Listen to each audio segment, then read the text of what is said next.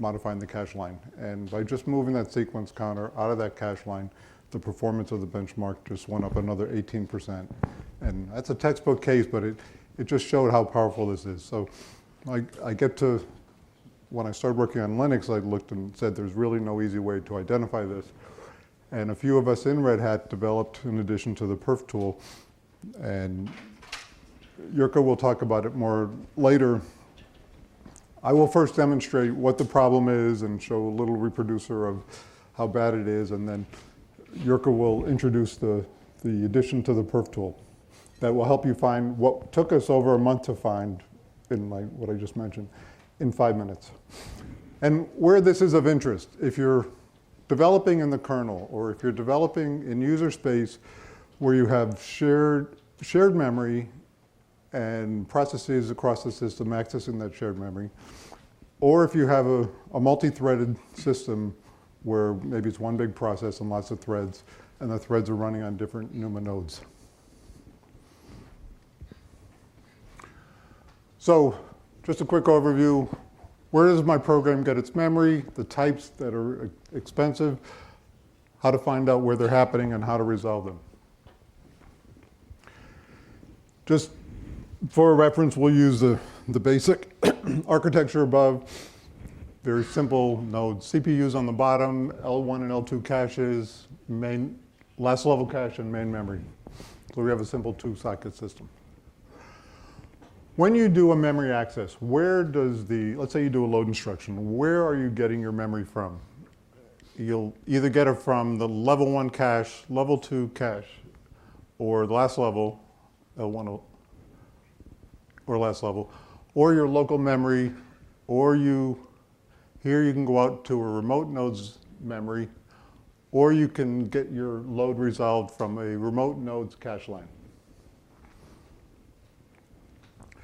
There are a number of different mechanisms that memory controllers use to resolve the handshaking between the different NUMA nodes when you modify a variable in another NUMA node. It's cache line, cache coherency. They're called Snoop modes, and vendors change them. There's Snoopy, directory-based, directory, home Snoopy, and there are a number of them. I will just keep that at a high level.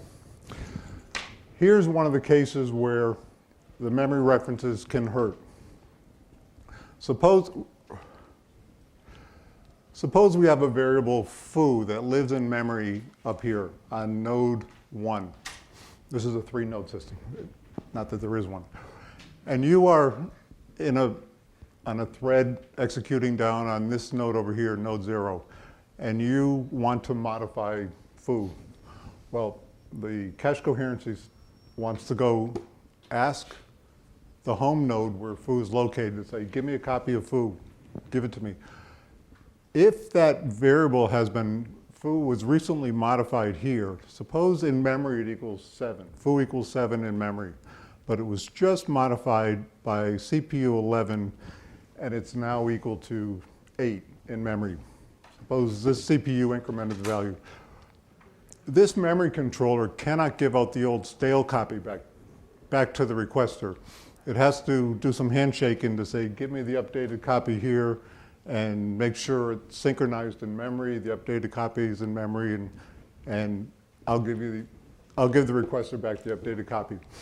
There are optimizations to make that more efficient, but you can see it's a lot more work involved. So in the ideal world, all accesses would be local. You get everything from your local caches or your local memory. In the less than ideal world, you go across to another NUMA node once and you pull something into your caches. As long as you're not saturating your buses in between the NUMA nodes, and with the multi-way caches, assuming you're not getting evicted from your caches, this will work. You might pay double the cost. If going to your local memory is X, you might pay 2X to go, a price in cycles to go fetch that. But once you have it, it's there for you to use. The real pain comes when you go to get that memory and another thread of execution is modifying it. Every time they modify that, trouble happens and a lot of handshaking occurs. So to look at this stuff, to figure out at a high level, the tools today are, all right, where's my memory located and where are my threads of execution? Where am I executing the memory from? You probably saw earlier there was a discussion of LS topo, pneumostat. I'll just show a brief example of that. There are ways at a high level, easy ways, but crude, to find out where your threads are executing. This PS command will show you a constant, just the last CPU all your threads ran on. You can run top, hit enter F, and select the last CPU field, and every time it'll update, it'll show you. That's crude because you're only getting the updates periodically. You can then go deeper if you want, run the trace command and look very deep. But it's giving you data, but it's hard to put all that together and say, how is this helping me or hurting me? Where is my problem? There are some places, perf mem and Intel's pneumatop are some ways to find out where you're getting your memory from. But it still doesn't put together where my access is. Where's my memory, where's my access is, and where the sharing occurs. Here's pneumatop on one system. So it'll give you an idea of your system. The pneumostat, you look and say, all right, am I getting CPU sharing? Here I fired off 2 Java processes. I just let them run wherever they are in the system. On node 0 and node 1, you can see that these are the megabytes of memory allocated by each process. So you can see that wherever the execution is, the pages of memory are allocated all over. They're spread across the box and they're bouncing around. So you can be sure that threads of execution on node 0 are very likely touching pages over here on node 1 and vice versa. Not ideal. If your application, if you're fortunate and your application fits on one NUMA node, you can pin it to say, this is the same example again.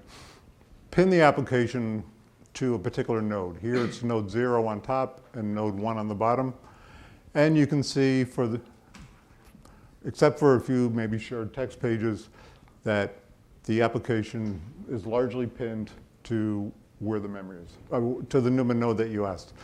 And in this case, I actually pin the CPUs of execution, so that's the ideal sense. That's not always possible.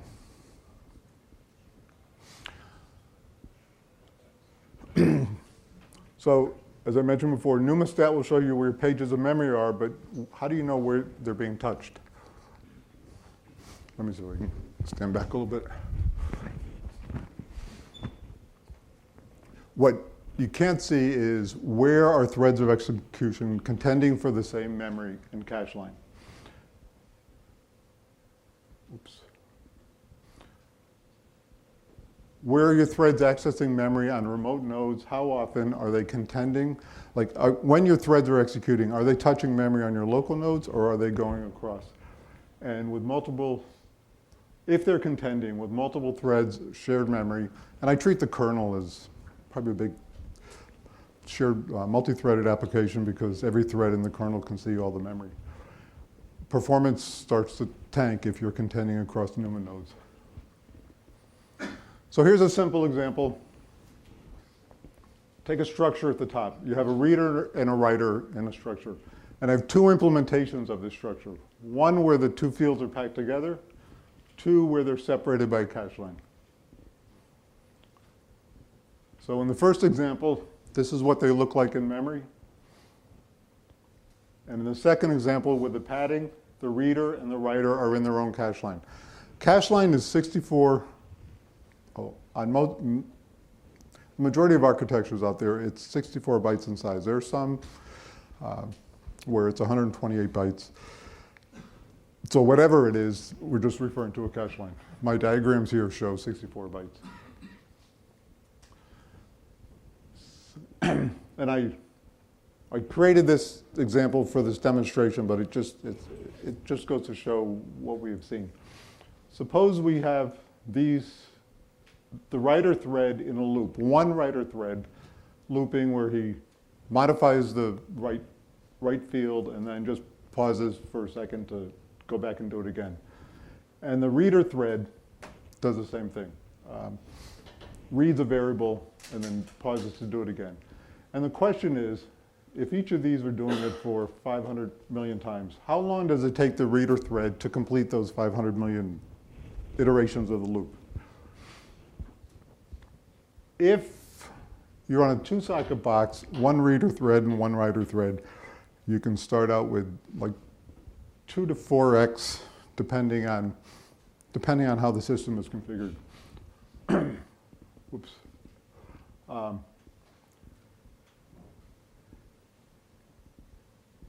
When the reader and writer are together, like this,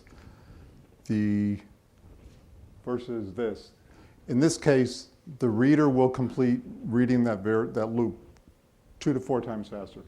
On a 4-socket box, the reader thread will be slowed down 20x, or will speed up 20x if they're separated.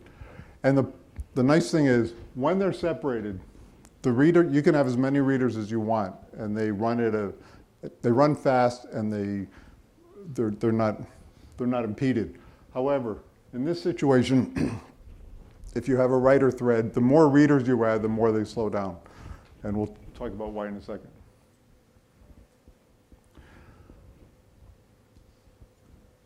Every time a fetch occurs, every time the reader thread fetches the catch line to read it, to say, I want to read it, once it's modified by the reader thread has to throw away his copy and go back and get another one. If there are multiple reader threads, as soon as that cache line is modified, they all have to discard their copy, get in line, and get a new copy. And that's why if they're like lock contention in the kernel, if you have lots of locks, the more there are, the more the scaling hurts. Because the memory controller will only let one in at a time. This pretty much says what I just said.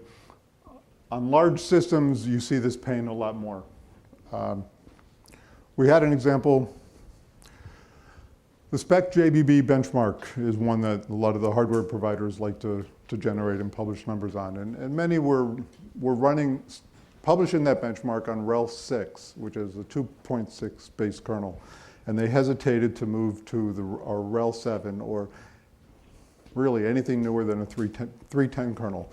And the reason was the performance of spec JBB on these large systems was a lot slower. And finally, it was no longer feasible to stay on RHEL 6, so they moved to RHEL 7. And we started digging in, and it turned out there was a cache line in the kernel scheduler that had 2 hot variables, and that hotness showed up on these large systems that this vendor was providing, 16 sockets. By separating that one cache line with 2 hot variables into 2 cache lines, spec JBB's critical JOPS performance went up 146% just by moving one field down to the next. And in much of our work, this is what we see, whether these are shared memory, individual processes on shared memory or threads. But when you get a lot of contention, your performance will plummet. When we first started developing this, the tool that Jurka will talk about in a minute, I was running linpack on a 4-socket box and gave it enough threads to find the knee where performance started going down. As I increased threads, I wanted to find out what was the maximum number of threads I could run linpack with. And when I ran it at its peak performance, I looked in the kernel, and sure enough, there was another kernel scheduler data structure where hot fields were contending with, 2 hot fields in the same cache line were contending with each other. And I separated them into 2 lines and was able to get another 25% more CPU threads scheduled to linpack, and the performance went up accordingly. It turned out the solution was when they looked hard at it, they said, gee, we don't really need to be accessing this. Out of the 2 hot fields, they didn't need to be accessing one that often. So they made it much less hot, very cold. The cache line only had 1 hot field in it and got the same speed up in performance. So, to summarize, CPU cache line fault sharing, when you have multiple threads accessing or modifying the same cache line, multiple processes. Once you start going across the NUMA nodes, it can get very costly.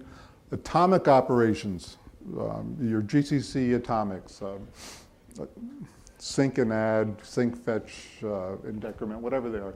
They all use locked instructions. They will lock the cache line. They will amplify the performance penalty. And you'll see these performance hits on 2 and 4 socket machines, and you really see them as you go larger.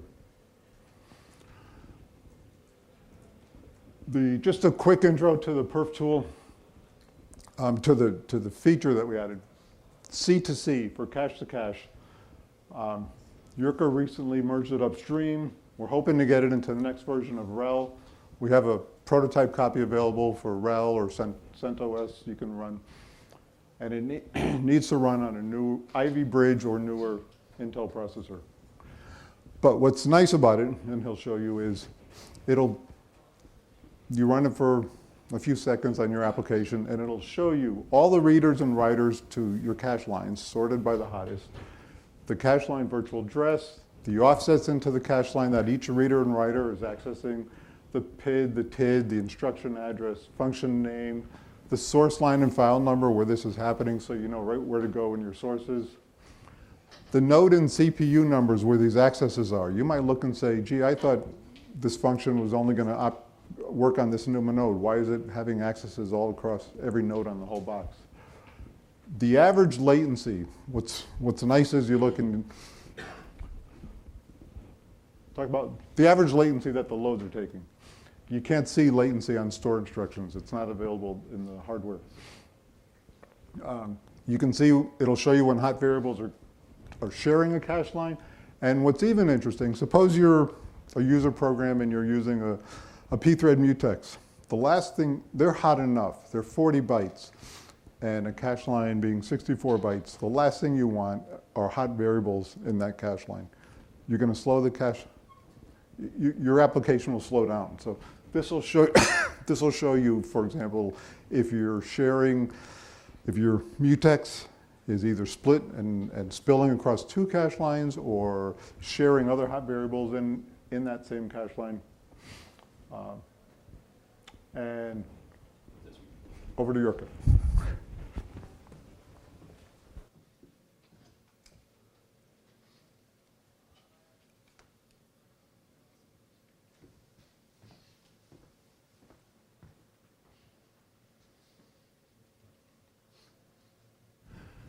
Okay, so this part of the presentation is mainly the practical one to show basically how the C2C command works, and we have a speed up example that I will show later how we actually use the C2C to find out the contention. So basically C2C is another perf subcommand. It's sampling subcommand. That means you have record and report phase. First you need to get the data, then we display the data using the report command. What are we actually sampling? It's the Intel memory events, and each sample of those events basically is either load or store in your application. It's not like you will get sample from all of the loads in your application because there are just too many of them, but the CPU will just pick up some random part of it, and that's what will appear in your data. Each sample of the memory event, load or store, provides virtual address. That means the place that we actually access in the memory. It provides the type, so we know the memory and we know where we get the data. Was it like cache, or was it the main memory, or was it remote or local memory? And we also get the latency. We got some idea in cycles how expensive was that load. So this is just the summary. So it's sampling command, we got this kind of information. First, really briefly, how you actually record the data. So perf C2C record is just a wrapper over the standard perf record command. Basically, the C2C record configures everything for you. There's not much we actually leave for the user in terms of the events, so you don't need to care. Just few options like -u, -k. You can choose if you want to monitor user space or kernel space. And -l with the latency number.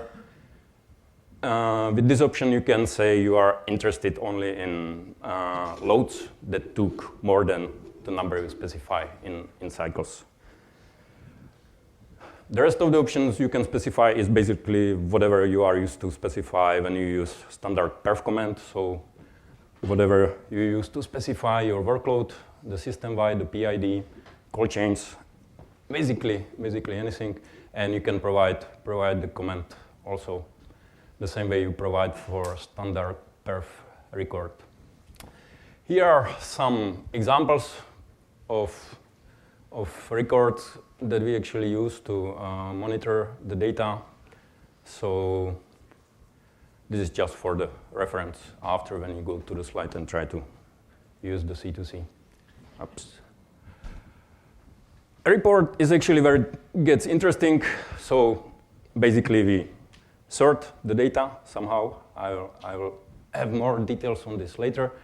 And we display it to the user. We kind of have two interfaces. Basically perf provides this text user interface with the navigation by using arrows, and you can go through the data. We have that. And we also provide the standard I/O interface that you can dump to the file and watch in your viewer. I will start with the stats. That's basically one of the first steps when you monitor the data. You want to see what you actually got.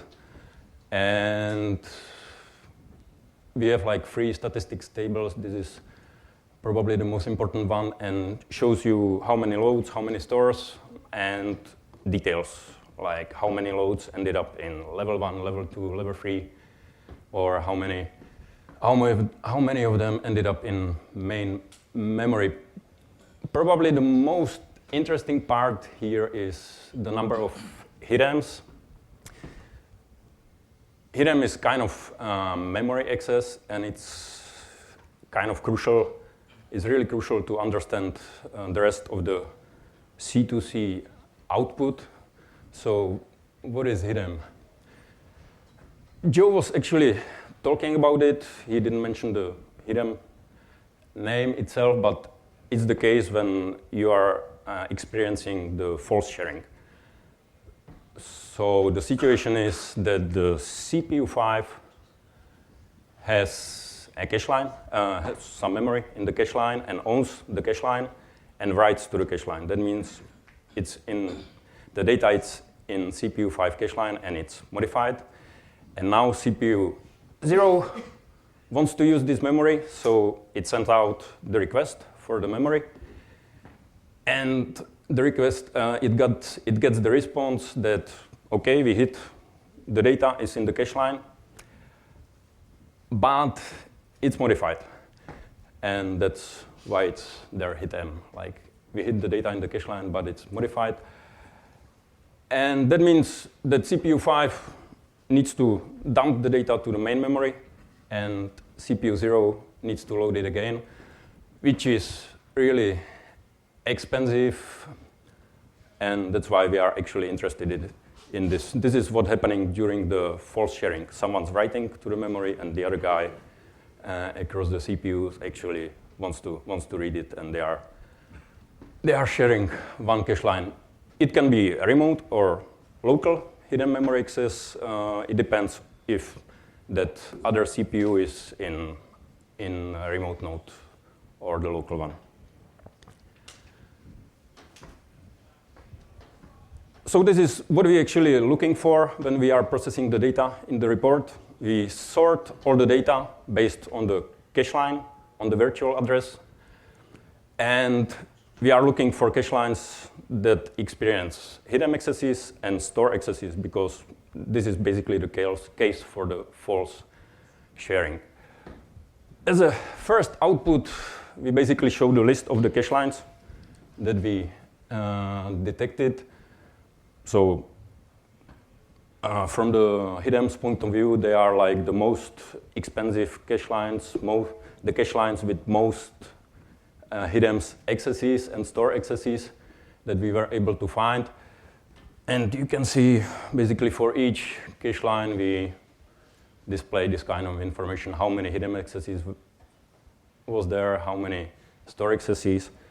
And because we have all the other information about the access, we display basically everything we have. So you can actually see the other accesses to the cache lines, where they were from, if it was level 1, level 2, remote or local memory.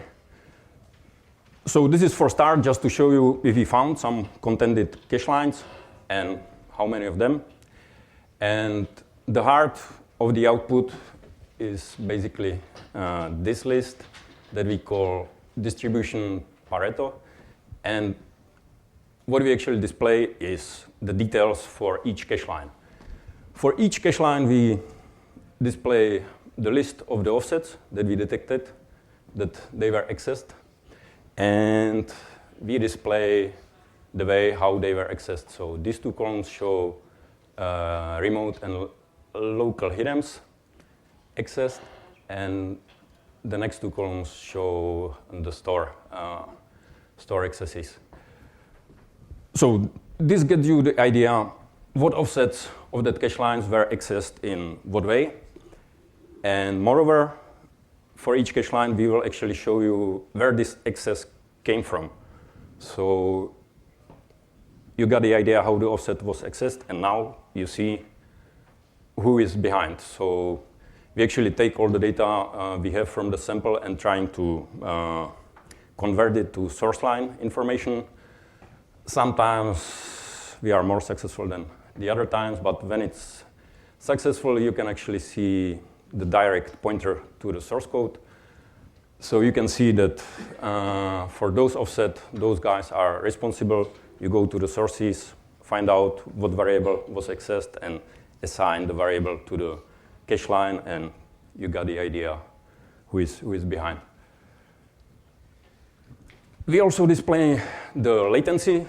We count, as I said, for each sample, we actually get the latency information. That means like we see how many cycles were spent for each access, and for each offset, we maintain the average access latency, so it can be also helpful.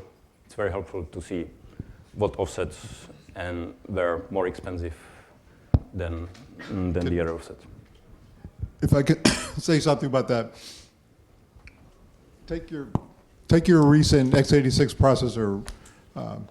Accesses to the caches might be 5 to 25, 30 machine cycles, depending on the level cache. Local memory, 50 to 100 cycles. Remote memory, 75 to 200 cycles. Look at the average latencies for all the remote hiddems, all the local hiddems, and then all loads in general. And you can see that these load latencies, these are the loads in your program. And you can see them, many are taking a whole lot longer than the numbers I quoted you. When it's not uncommon in this tool, when there's a lot of contention, to see some of your load latencies, the average, go up to 5 and 10,000 cycles. And then you can dump the raw data and sort all your loads by the worst latency, and you can see exactly where who in your program, what locations are causing the worst latency. And we've seen latencies go out to 65,000 cycles, and the reason we don't see any higher is the chip doesn't, that's the processor's counter maximum. But anyway, it's pretty alarming to see some of the low latencies go well up over 50, 60,000 cycles. So go ahead. Okay, so that's basically it for the display. We detect the cache lines. We detect the cache lines that have the possibility of having false sharing scenarios of accesses, and we display in details those accesses, and I mean give you the pointers to actually check in the sources and find out what you can do about it. We have actually very nice speed up example that we are very proud of because we managed to speed up perf, which is almost impossible. And the application we picked was multi-threaded report. It's not like, it's very recent feature developed by Namyoung Kim. It's going to be upstream in a few weeks. Basically, the idea is sometimes the report can take a very long time. So we split the workload into multiple threads. Each thread gets the portion of the data file. It parses the data file and then merge everything together. It is faster than single-threaded, of course, and we just use C2C to find out if we can make it even faster. And it turned out that we actually can. So how does multi-threaded report works in terms of the balance load? Basically, it finds out the number of CPUs in the system and create the same amount of the threads. And as I said, each thread is doing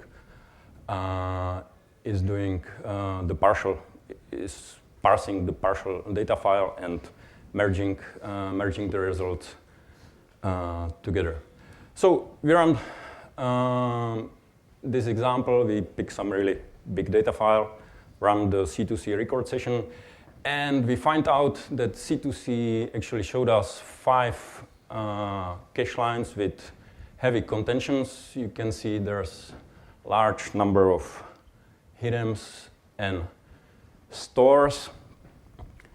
So just 5, but it was a good start. When we actually see the details, I'll show you the details for one of the cache lines. The rest was actually very similar. So first, when you get this detailed output for the single cache line, you actually check those access patterns, like if there's a offset that stands off in terms of it's being accessed just for reading or just for writing. So here the offset 18 stands out because it has only the hidden accesses, no stores, and the rest of the cache line is actually being used for reading and writing. And when you see who is actually responsible for those accesses, the first offset stands out as like this guy behind is the local function to perf, and the rest of the cache line is basically functions from pthread lock. So this is one of the points that you can see that there's probably something you can do because those two users of the cache lines are truly different. So we actually were lucky and got the source translated to the source file and the line.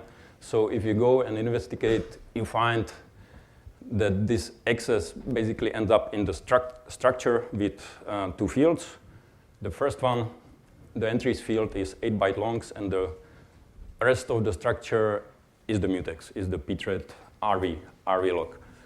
So basically what you see in the cache line in the output is access to this structure. The first, the offset 18 is basically the entries field, and the rest of the cache line is the mutex. And as Joe noted before, you always want to have your mutex separated in the separated cache line. And there are actually several ways to do this. It depends on where It depends on the program, but you can like pet the members so they fall down to different cache lines, or you can use the GCC attribute align. So that's what we did in this case. As I said, we got like five cache lines with contentions, and we did the same thing. It was basically just shifting the entries of the structures. And when we run again, we actually got a very nice speed up of 45% with those changes, really easy changes, like one line changes. We got 45% of speed up in this thread report. So this is nice. We ran the record session again just to see if there. Sometimes if you make some changes, you make some other problems like create new contentions. So we just wanted to check, and we found out we were left with two other shared cache lines showing a lot of contentions. And when we investigate deeply, we find out that those two cache lines basically equals to logs. There are two logs in pthread, in threaded perf report, and those are their excesses. So actually the last thing that we figure out we could try, because those cache lines are shared across the whole system. So we actually see a lot of remote hidden excesses for each of the cache line. And by pinning all the threads on a single node, well, the server we used was 4-node system. And when we pin all the threads to the single node, we actually get even bigger speed up. So what we actually did, we changed all the remote hidden to local hidden, and it showed up. It's really even faster if you, instead of 4 nodes, you run it on a single node. There are some obvious conclusions, like that multi-threaded perf report doesn't scale so well. We need probably some design changes, like sharing logs across the whole system. It's not a nice idea. The conclusion is also, we were very surprised how, I mean, as Joe said, in the matter of minutes, you actually are able to see the false sharing. The report of the cache line directly points you to the source file. And based on the source file, you are able actually to see where if the false sharing is true or not. And yeah, moving to single cycled shows the remote to local hidden speed up. That was another conclusion. We have some steps to minimize contention. You want to continue on that? Seriously. So we're near the last slide. It's just some goodness. Packing read mostly variables together. Keep them away from your hot written variables. Don't be afraid to waste space. Padding hot variables in their own cache line is goodness. Align your data structures to cache line boundaries. I don't program in C++ every day, and I have an example in the end where you can allocate a class on an align boundary and get your alignment in a C++ class. Lower the granularity of locks. The longer you have your locks out, the more contention you'll have. Use compile time asserts. The worst thing that can happen is you get your program all set up and everything's aligned, and then a month later, let's say you have an embedded data structure, and a month later, another developer in another project adds or removes fields above you, and now all of a sudden your alignment gets shifted and all the work you did gets thrown out. So there are compile time data structures where you can do an assert and say, I assert at compile time that the offset of this field has to be so many bytes from the beginning of the data structure. And so if they do add or remove fields above you in your embedded data structure, it will not compile, and your error message will be printed out for them. So that's a nice way to not have someone undo your work. Next slide. Questions? Questions?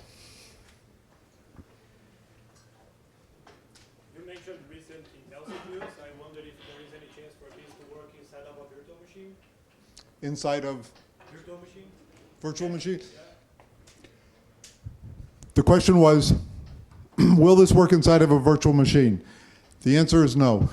And the reason is, there's something in the PEBs, in the Intel PMU called PEBs, precise execution events, precise event, BS. BS. Anyway, it's a feature that was added about 4 or 5 years ago, and it gives you much more precise events. The CPU is going so quickly that by the time you get an event, without PEBs, when you report it, you're going to get a PC reported far away from where it happened. PEBs is not supported in virtual machines yet. It's something Intel has not supported. They've tried to get it working, it's not stable, and it's just not there. So perf C2C, perf mem, anything that uses PEBs will not work inside of a virtual machine. Any other questions? Yes. Along that line, or maybe this is the answer and I just misunderstood, but if you have a C group, can you get just the information for that C group and not for the whole machine? Can we get the information just for the C group and not for the whole machine? I don't think at the moment, no. We don't have any sorting for the C group. There are some works, but not C2C related, but not at the moment. But if your application, then, but anyway. There was another question? Can you go to the slide? Oh, another? If you have a C++ class and you want to align it because some of the fields inside of it are causing you trouble with alignment, take your new, suppose you have here foo, arrow context new, suppose you have, that's your declaration. Modify it to, and a call to aligned alloc of 64 bytes, where you're allocating something aligned and then add a second line to do a new on that. And that will give you an aligned C++ class. Once you know in your class the base of it has been aligned at a cache line boundary, then you can use your compiler primitives to align the fields inside. Classes are a little more difficult because the things allocated in there can be in BSS, initialized data, or BSS, or whatever. So, if you're on any version of RHEL or even CentOS, I think the binary in there might even work on some other. I think I even tried it on SUSE. You can grab that binary to play with it. I mean, the best thing to do is to go upstream and download it and build it yourself. But if you don't want to do that, just grab that binary and play with it. There's a blog here that will explain everything that we just talked about in gory detail. Question? How much statistical noise gets introduced using perf, if any? It does slow your program down. The question is, how much statistical noise gets introduced by using perf? It will consume a CPU and slow down your program, but your memory accesses and the patterns should be the same. I mean, maybe by slowing down the CPU, if slowing down one CPU can cause your memory access patterns to change, then yes. But largely, you will get the same patterns and you will see it. And so I've never worried about the slowdown when I'm profiling it because the reads and writes are still there. Oh, there's a question. Question? Which Intel servers did this start? Which Intel servers? I mentioned before that, can you run this on? Ivory Bridge and newer, the PEBS events were not supported in the earlier servers. There was another question here? Yes? Yeah, no, regarding this example, actually, of how to introduce a question. So, shouldn't the compiler actually do this automatically? Should the compiler align the classes automatically? Malloc aligns by default on 8-byte boundaries. I think new does as well because the underlying, I believe, uses Malloc. Sure, well, I think so. But you know, if you're doing a lot of small allocations, then this would really hurt you. If all allocations were on a cache line boundary. Any other questions? One more, yes. When we're using the latency cutoff, do we still cover all events and filter them in user space, or does it limit the impact of running C2C? Oh, it's in kernel. So the question was if there's any extra filtering on the latency after. Yeah. So you just say the latency, and it happens all in the kernel. That's part of the events configuration. So the CPU does it for you. There's another one. Yes. Is there any roadmap to feed the reported contention points back into source, for instance, so that you kind of get to a result by the end of the day that you get an auto padding of the very hotspots? The question was, is there any work or plans to feed back the reporting into your sources so you can get sort of a self-correction? Is that? Yeah. No, none that I know of. There is a big interest. Anyone here, people here familiar with the PA hole tool? That it shows all the breakdown of the data structures. There is an interest in mapping this to that so you can actually get a dump of all your data structures in your program or kernel and actually have the report output get mapped right to that. Any more? Yes. Isn't it hurtful to do this, considering that you may want to run this in other architectures?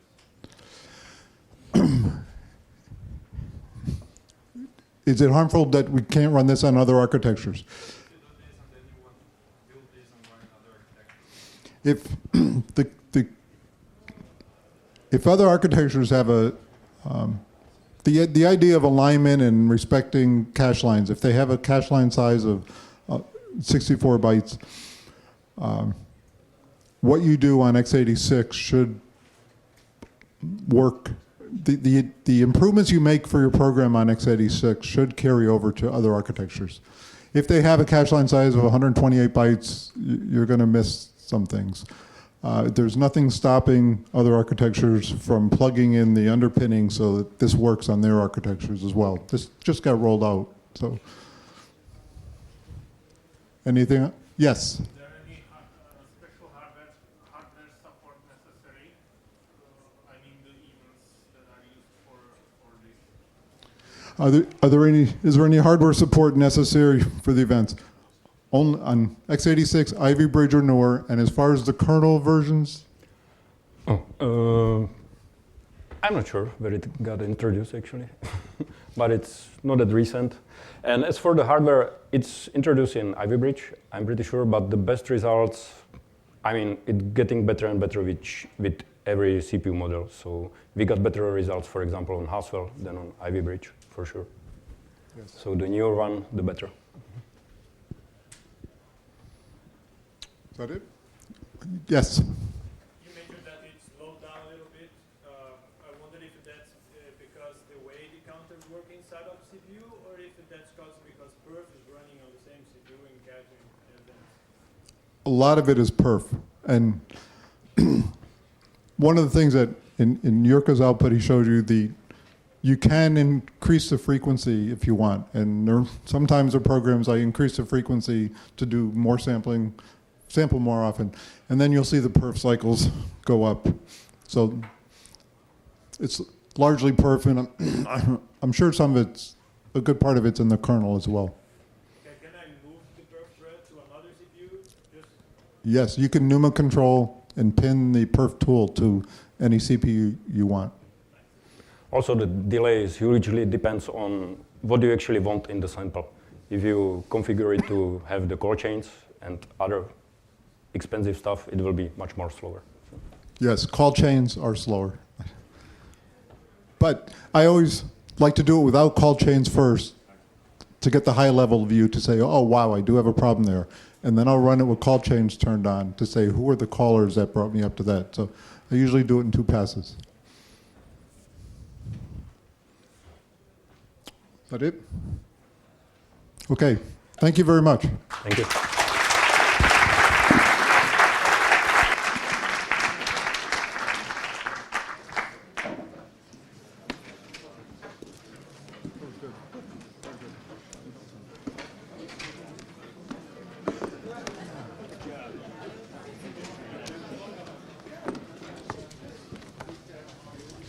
Thank you. Thank you.